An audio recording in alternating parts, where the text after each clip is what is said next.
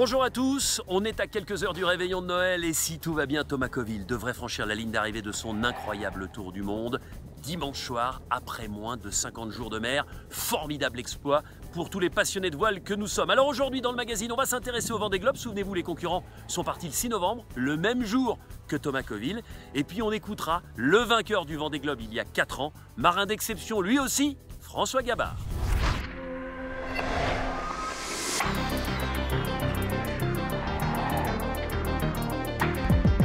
Samedi 24 décembre, Thomas Coville navigue au nord-ouest du Portugal. C'est l'ultime ligne droite de son tour du monde.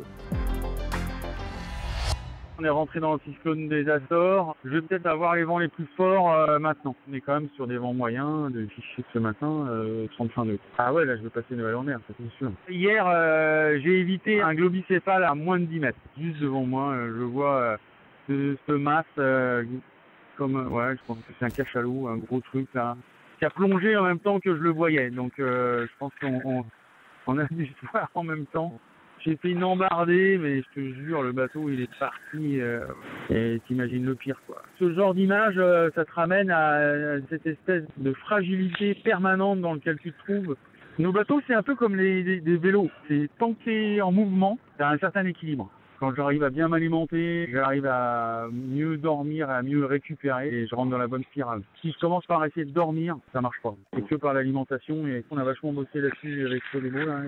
Et c'est vrai que d'avoir supprimé par exemple tout ce qui était sucre et d'être ultra protéiné, fait qu'aujourd'hui en récupération, je suis bien meilleur. Au-delà du temps qu'on va faire, c'est toute l'histoire qui pour moi a un intérêt. Oui, je l'ai tenté 5 fois et à la limite c'est presque de ça dont je suis le plus fier. J'ai été pugnace sur cette histoire parce que c'était un rêve, parce que j'ai eu la chance aussi de rencontrer des gens comme Sodebo qui m'ont suivi pendant toutes ces années pour y arriver. Peut-être que c'est ça qu'on a comme rôle en tant qu'athlète, dire aux gens, bah ouais, même des trucs complètement barrés, faire le tour du monde en multi avec un bateau de 31 mètres sur 21 mètres de large, le mec il y arrive et il fait un temps canon. Parce qu'il s'est relevé, parce qu'il a recommencé. Et donc dire aux gens, allez-y, foncez.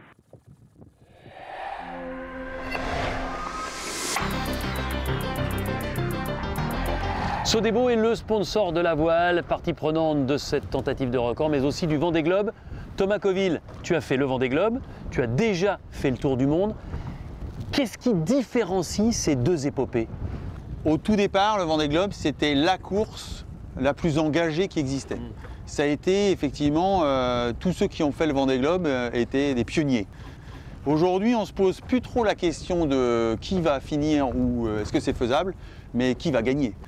Et la dernière, pour exemple, entre le premier et le second, entre la médaille d'or et la médaille d'argent, il y avait 3 heures. Après un tour du monde de 80 jours pour eux. Là, sur 57 jours finalement, est-ce que sur une machine aussi grande, avec tout ce que ça implique, on va aller jusqu'au bout? Pour vous donner un ordre d'idée, il n'y a que 3 personnes à avoir bouclé le tour du monde en solitaire. Hélène MacArthur, Francis Joyon et toi. Ouais. Ouais. Les autres se sont arrêtés. Il y a eu quelques autres tentatives. Olivier de Kersauzon l'avait fait. Et il y en a combien qui ont fait le Vendée Globe? Environ 180. Et on est environ un peu plus d'une centaine à l'avoir fini.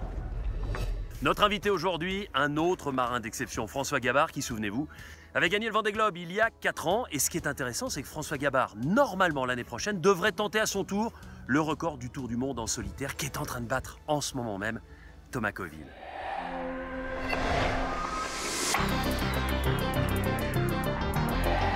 François Gabard, qu'est-ce que vous pensez de ce qu'est en train de réaliser Thomas Coville à bord de Sodebo? C'est juste exceptionnel parce qu'il c'est un record de Francis qu'il essaye de battre depuis longtemps. La barre était haute et là il est tout simplement en train d'exploser ce record-là. Vous pensiez qu'on était capable d'aller aussi vite seul? Ouais, on en rêve forcément et voilà. Et ce que Thomas a fait, je pense qu'il en rêve depuis longtemps.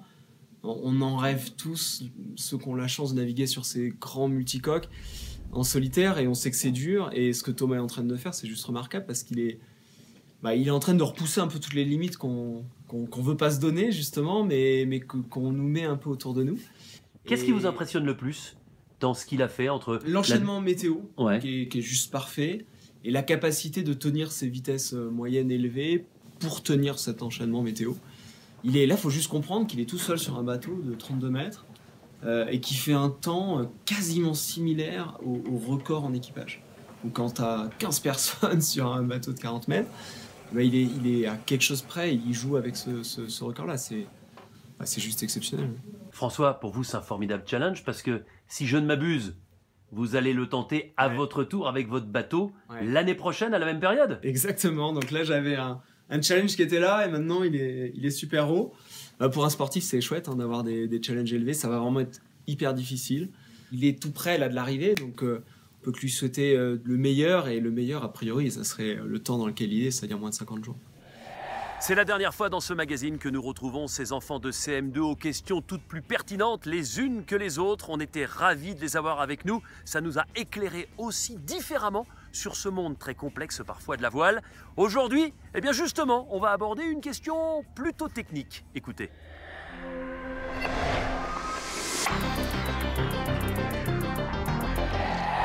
Qu'est-ce qu'un monocoque et quel type de bateau préfères-tu? Ah, un monocoque. Un monocoque, c'est un bateau avec mono, une coque. Kata, 2 coques. Trimaran, 3 coques. Et en fait, pour compenser la force du vent qui pousse dans les voiles, on a mis une quille sur un monocoque qui compense l'effort qu'il y a dans la voile, qu'il compense avec un poids. Tu comprends ce que je dis ? Tu as ton bateau avec une quille, d'accord? Ici, c'est du plomb souvent. Et ça compense l'effort qu'il y a sur une voile. D'accord? Ça, c'est un monocoque.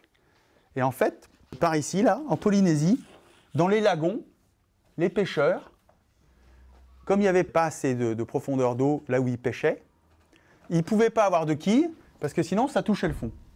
Et donc, ils se sont dit, on ne va pas mettre une quille au fond du bateau, on va mettre un autre flotteur.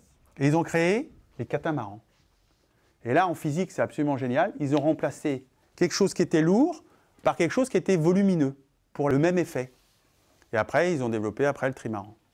Oui, mais et quel type de bateau préfères-tu? Alors moi, le bateau que je préfère, c'est les multicoques. Donc, c'est le trimaran ou le catamaran. C'est-à-dire que l'intérêt du multicoque, c'est que comme tu as enlevé du poids, tu peux aller beaucoup plus vite et beaucoup plus loin.